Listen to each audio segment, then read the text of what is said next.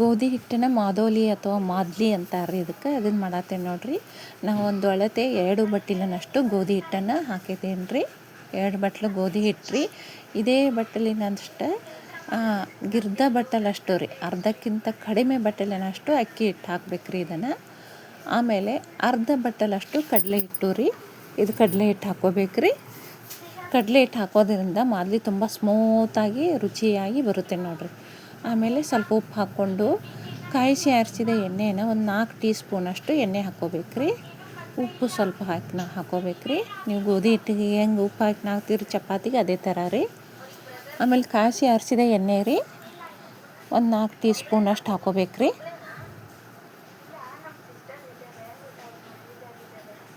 ನೋಡಿರಿ, ಎಲ್ಲವನ್ನು ಇದನ್ನು ಮಿಕ್ಸ್ ಮಾಡ್ಕೋಬೇಕ್ರಿ. ಹಾಕಿ ಎಲ್ಲ ಕಲಿಸ್ಕೊಂಡು ಇದಕ್ಕೆ ಸ್ವಲ್ಪ ಸ್ವಲ್ಪ ನೀರು ಹಾಕಿ ಚಪಾತಿ ಹಿಟ್ಟು ಹೆಂಗೆ ನಾದ್ತೇವೆ ಅದೇ ಥರ ಇದನ್ನು ಕಲಿಸ್ಕೋಬೇಕ್ರಿ. ಎಲ್ಲ ಚೆನ್ನಾಗಿ ಕಲಿಸ್ಕೊಂಡು ನೋಡಿರಿ, ಈ ರೀತಿ ಸ್ವಲ್ಪ ಸ್ವಲ್ಪ ನೀರು ಹಾಕಿ ನಾದ್ಕೋಬೇಕು ನೋಡಿರಿ ಹಿಟ್ಟು. ನಮ್ಮ ಉತ್ತರ ಕರ್ನಾಟಕದಾಗ ಇದು ಸ್ಪೆಷಲ್ ನೋಡಿರಿ ಮಾದ್ಲಿ.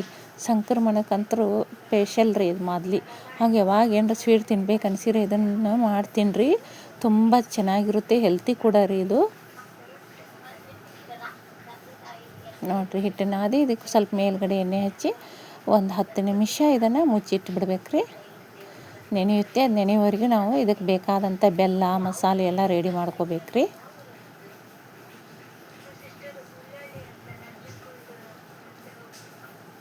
ಮೇಲ್ಗಡೆ ಸ್ವಲ್ಪ ಎಣ್ಣೆ ಸೇವ್ರಿ ಮುಚ್ಚಿಟ್ಟು ಬಿಡ್ತೀನಿ ರೀ.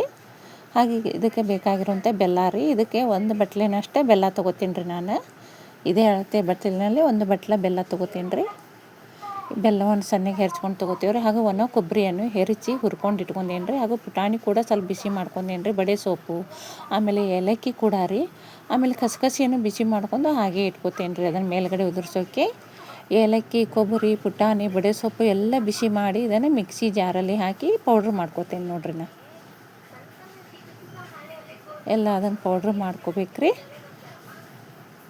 ಇದೆಲ್ಲ ಅದಕ್ಕೆ ಮೇಲ್ಗಡೆ ಹಾಕೋಕೆ ಮಸಾಲೆ ನೋಡಿರಿ ಅದರಲ್ಲಿ ಮಿಕ್ಸ್ ಮಾಡಕ್ರಿ. ತುಂಬ ಘಮ ಘಮ ಬರ್ತಾಯಿದೆ ವಾಸನೆ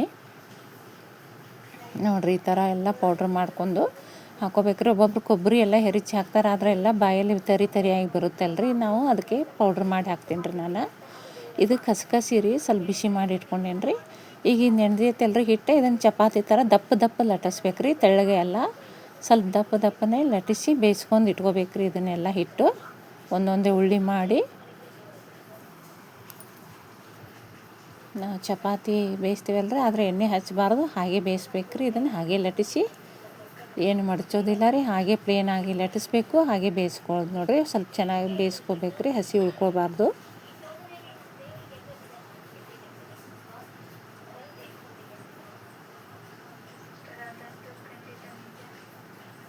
ಈ ಥರ ಎಲ್ಲ ಚಪಾತಿ ಗತೆ ಈ ಥರ ಎಲ್ಲ ಲಟ್ಟಿಸಿ ಬೇಯಿಸ್ಕೊಂಡು ಇದು ಒಂದಿಟ್ಟು ಆರಿದ ಮೇಲೆ ಈ ಥರ ಎಲ್ಲ ಮುರಿದು ಇಟ್ಕೋಬೇಕ್ರಿ. ಇವನ್ನೆಲ್ಲ ಚಪಾತಿ ರೊಟ್ಟಿ ಅಂತಾರೆ ಇದಕ್ಕೆ. ಇದನ್ನೆಲ್ಲ ಮುರಿದು ಇಟ್ಕೊಂಡೇನು ನೋಡ್ರಿ. ಈಗ ಇದನ್ನು ಆರಿದ ಮೇಲೆ ಮಿಕ್ಸಿ ಹಾಕ್ಕೋಬೇಕು ನೋಡ್ರಿ. ಇದು ಗೋಧಿ ಹಿಟ್ಟಿನ ಚಪಾತಿ ರೀ.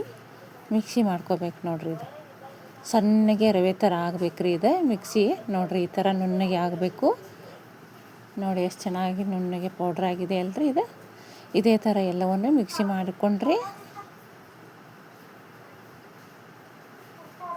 ಹಾಗೆ ಈಗ ಎಲ್ಲ ಮಿಕ್ಸಿ ಆದಮೇಲೆ ಇದಕ್ಕೆ ಬೆಲ್ಲ ಕೂಡ ಮ್ಯಾಗ ಹಾಕಿ ಕೈಯಿಂದ ಎಲ್ಲ ಕಲಿಸ್ಕೊತೇನೆ ರೀ. ನಾವು 1 ಬಟ್ಲ ಬೆಲ್ಲ ತೊಗೊಂಡೇನು ನೋಡ್ರಿ. ಅದು ಇದಕ್ಕೆ ಅಷ್ಟು ಸಾಕಾಗುತ್ತೆ ರೀ ಇದಕ್ಕೆ ಬೆಲ್ಲ. ಇದು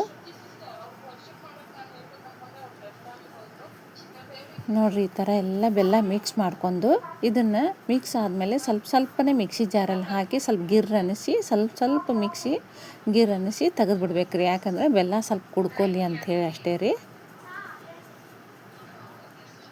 ನೋಡಿರಿ, ಈ ರೀತಿ ಸ್ವಲ್ಪ ಹಾಕಿ ಮಿಕ್ಸಿ ಮಾಡ್ಕೊಂಡು ಇಟ್ಕೋಬೇಕು ರೀ. ಹಾಗೆ ನೋಡಿರಿ, ಈ ಥರ ನೋಡಿರಿ ಎಲ್ಲ ಎಷ್ಟು ಚೆನ್ನಾಗಿ ಆಗಿದೆ ಅಲ್ರಿ. ಹಾಗೂ ನಾವು ರೆಡಿ ಮಾಡ್ಕೊಂಡಂಥ ಈ ಮಸಾಲೆ ಎಲ್ಲ ಇದರಲ್ಲಿ ಹಾಕ್ತೇನೆ ರೀ. ಈಗ ಘಮ್ ಅಂತ ಇದೆ ರೀ ಎಲ್ಲ ಮಸಾಲೆ ನೋಡಿರಿ. ಎಲ್ಲ ಹಾಕಿ ಈ ಮಸಾಲೆ ನೋಡಿರಿ, ಎಲ್ಲ ಮಸಾಲೆ ಹಾಕ್ತಾ ಇದ್ದೇನೆ ರೀ. ಹಾಕಿ ಎಲ್ಲ ಅದನ್ನು ಮತ್ತೆ ಮಿಕ್ಸ್ ಮಾಡ್ಕೋಬೇಕ್ರಿ. ಆಮೇಲೆ ಕಸಕಸಿ ಕೂಡ ಇದರಲ್ಲಿ ಉದುರಿಸ್ತಾ ಇದ್ದೇನೆ ರೀ. ನೋಡಿರಿ, ಮಾದ್ಲಿ ಎಷ್ಟು ಚೆನ್ನಾಗಿ ಬಂದಿದೆ. ಈ ಥರ ಎಲ್ಲ ಮಿಕ್ಸ್ ಮಾಡ್ಕೋಬೇಕ್ರಿ. ಇದನ್ನು ನೀವು ಮಾಡಿ ಮಾರನೇ ದಿನ ಅಂದರೆ ಸ್ವಲ್ಪ ಉದುರಾಗಿ ಚೆನ್ನಾಗಿ ಬರುತ್ತೆ ರೀ. ಬೆಲ್ಲ ಕುಡಿಸಿದ್ರಿಂದ ಅದೇ ದಿನ ಸ್ವಲ್ಪ ಸಾಫ್ಟಾಗಿ ಮೆತ್ತಗಾಗಿರುತ್ತೆ.